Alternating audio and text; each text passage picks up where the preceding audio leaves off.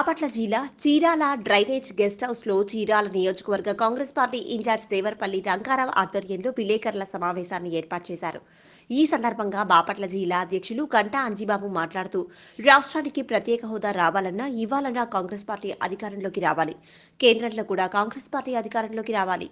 గతంలో ఈ రాష్ట్రాన్ని పాలించిన చంద్రబాబు, ప్రస్తుత ముఖ్యమంత్రి వైఎస్ జగన్మోహన్ రెడ్డి రాష్ట్రానికి ప్రత్యేక హోదా కోసం పోరాటం చేసిన దాఖలాలు లేవు.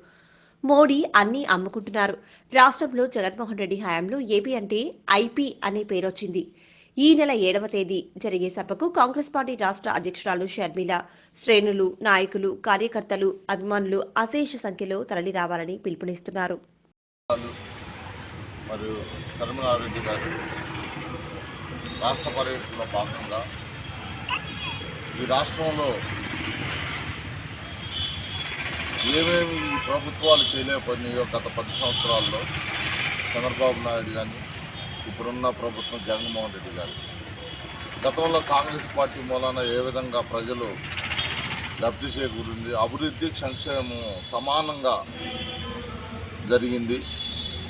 ఈరోజు ఈ ప్రభుత్వంలో ఏమైనా ఘోర తప్పిదనాలు ఏమేమి జరిగినాయని రాష్ట్ర వ్యాప్తంగా మొన్న అనంతపూరు, నిన్న తిరుపతి, రేపు అమరావతి మా ఏకైక రాజధాని అని 7వ తారీఖున షర్మిలా గారి నాయకత్వంలో మరియు పెద్దల జేడీ శ్రీరామ్ గారి సారథ్యంలో ముఖ్య అతిథులుగా డీకే శివకుమార్, కర్ణాటక ఉప ముఖ్యమంత్రి గారు డీకే శివకుమార్ గారు పాల్గొంటారు. దానిలో భాగంగా బాపట్ల జిల్లా, గుంటూరు జిల్లా మరియు నర్సరావుపేట, ఒంగోలు, ప్రకాశం జిల్లా ప్రాంతాల నుండి కాంగ్రెస్ అభిమానులు, కార్యకర్తలు అంతా పాల్గొని అమరావతి ఏకైక రాజధాని అనే నినాదంతో స్థానిక రైతులకి చేయూతనిస్తూ ఈ సభని భారీ ఎత్తున జయప్రదం చేయవలసిందిగా చీరాల నియోజకవర్గ కాంగ్రెస్ కార్యకర్తలు, అభిమానులు మరియు రైతు సోదరులందరికీ తెలియజేసుకుంటూ, గత ప్రభుత్వాల్లో ఏ విధంగా నష్టపోయింది, కాంగ్రెస్ గవర్నమెంటు దిగిపోయే నాటికి ఈ రాష్ట్రంలో పరిస్థితులు ఏంటి, ఈరోజు ఈ రాష్ట్రంలో పరిస్థితులు ఏంటి, ఏ విధంగా ఉన్నాయి.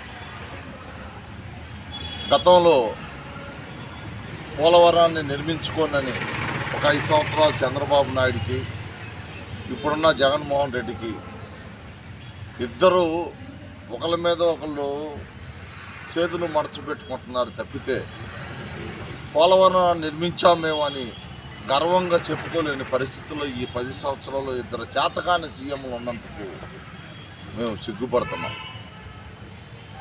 ప్రత్యేక హోదాని చట్టంలో తెచ్చి ఆ రోజు కాంగ్రెస్ పార్టీ తిరిగి అధికారంలో వచ్చిద్ది అనే ఉద్దేశంతో కొన్ని తప్పుడు నిర్ణయాలు, ఇట్లాంటి సీఎంలు వస్తారని ఊహించలేకపోవటం మా తప్పిదం.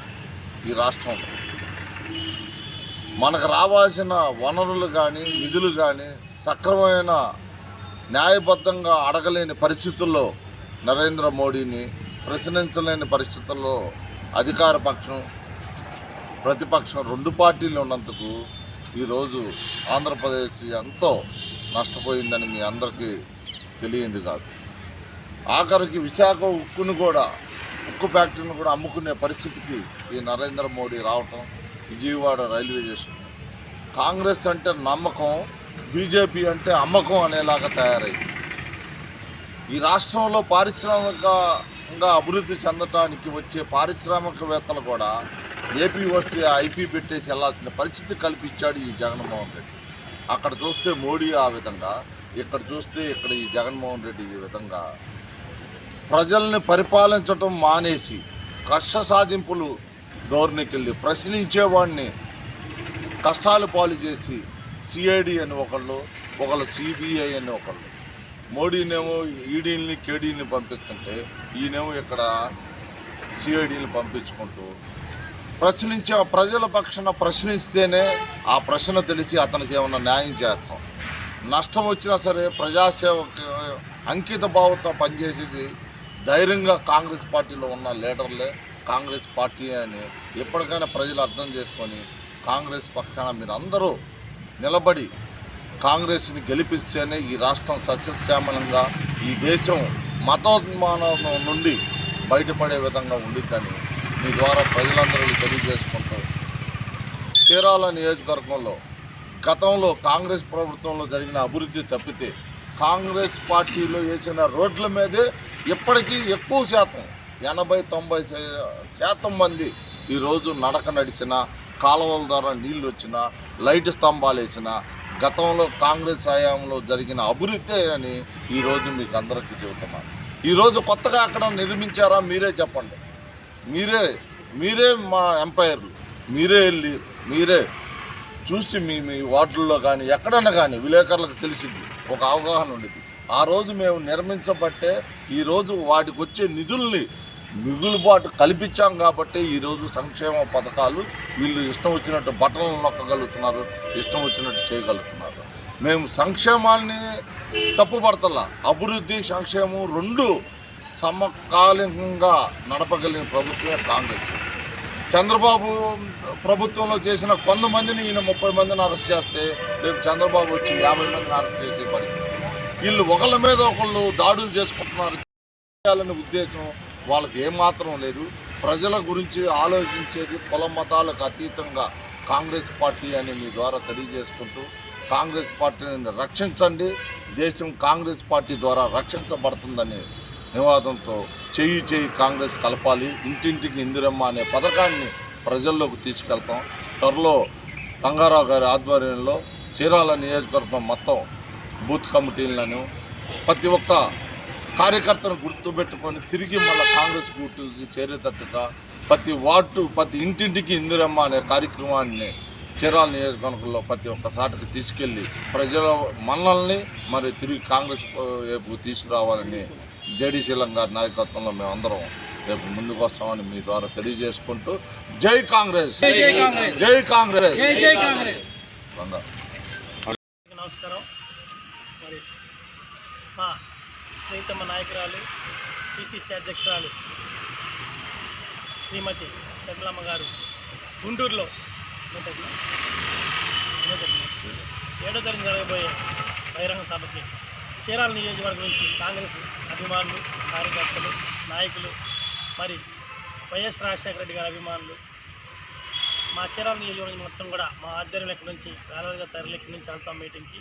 అందరూ కూడా మమ్మల్ని సంప్రదించాలా, వాళ్ళని జాగ్రత్తగా తీసుకెళ్ళి మీటింగ్ జయప్రదం చేయాలని కోరుకుంటూ, అదేవిధంగా చీరాల నియోజకవర్గంలో ఇప్పటివరకు చూస్తుంటే ఎక్కువ శాతం 99% బీసీలుగా టికెట్ ఇచ్చింది. నాకు తెలిసి అయితే మొత్తం బీసీకి ఒక పార్టీ ఇవ్వడం, ఇంకొక పార్టీ అగ్ర పార్టీ బీసీకి ఎత్తుకుంటూ వచ్చింది లాస్ట్ ఎన్నికలు తప్ప. ఏం చేశారు మరి? నాకు తెలిసి వరుసనే చాలా విజయం సాధించినట్టున్నారు. కాబట్టి బీసీలు అనబాకండి, స్థానికులు అన్నారు బాగుంది, ఎక్కడెక్కడి నుంచి వచ్చి మన ఊళ్ళో పోటీ చేస్తున్నారు, అది కరెక్ట్ కాదు. స్థానికులకి ఎక్కడ ఇవ్వాలి, బయట నుంచి వచ్చిన వాళ్ళకి కాదని చెప్పడంలో న్యాయం ఉంది. అంతేగాని ఎవరో పెట్టిస్తే ఏదో చేసి అదో చేయడం ఆయన కరెక్ట్ కాదు. మానుకొని చీరాల స్థానికులు చీరాలను పరిపాలన చేసుకునే బాధ్యత మనకు ఉంది, చీరాల ప్రజలకు సేవ చేసే బాధ్యత మనకు ఉంది. మనం సేవకులుగా పనిచేద్దాం, నాయకులు కాదు. ప్రజలకి కావాల్సిన సంక్షేమ పథకాలు కానివ్వండి, మంచి పనులు కానీ చేయడం కోసం రాజకీయం చేయాలి, రాజకీయ పార్టీలో ఉండాలి, విలువైన పార్టీలో ఉండాలి, నైతిక విలువలు ఉండే పార్టీలో ఉండి పనిచేస్తున్నాం. కాబట్టి మనం అగ్ర పార్టీలో ఉన్నప్పటికీ ఆ పార్టీల టికెట్లు కూడా స్థానికులకి ఇవ్వమని పెద్దలందరూ అడిగితే బాగుంటుందని నా ఉద్దేశం తప్ప ఒక కమ్యూనిటీకి పరంగా అడగడం కరెక్ట్ కాదు. ఎస్సీ, ఎస్టీ, బీసీ, ముస్లిం, మైనార్టీ అందరూ ఐక్యతగా పనిచేయాలా, ఐక్యతగా ఉండాలా, మనం విజయాన్ని సాధించాలా. మరి 130 చరిత్రలుగా కలిగిన పార్టీ కాంగ్రెస్ పార్టీ. ఆ కాంగ్రెస్ పార్టీకి ఒకసారి అవకాశం ఇస్తే వాళ్ళని చూశారు, వీళ్ళని చూశారు, ఇప్పుడు ఒకసారి కాంగ్రెస్కి ఇవ్వండి. ఎందుకంటే కాంగ్రెస్ పార్టీ కనుక వస్తే కర్ణాటకలో, అదేవిధంగా తెలంగాణలో ఇప్పుడు జరుగుతున్నటువంటి సంక్షేమ పథకాలు కానివ్వండి, మరి పోలవరం ప్రాజెక్టు, విశాఖ ఉక్కు, ప్రత్యేక హోదా మీద తొలి సంతకం పెడతామన్న రాహుల్ గాంధీ గారిని, అలాగే ప్రతి పేద మహిళకి 5,000 రూపాయలు ఇస్తారని చెప్పిన విషయం గుర్తుంచుకోండి. ఇంకా ఎన్నో సంక్షేమ పథకాలు ఇవ్వడానికి సిద్ధం చేశారు.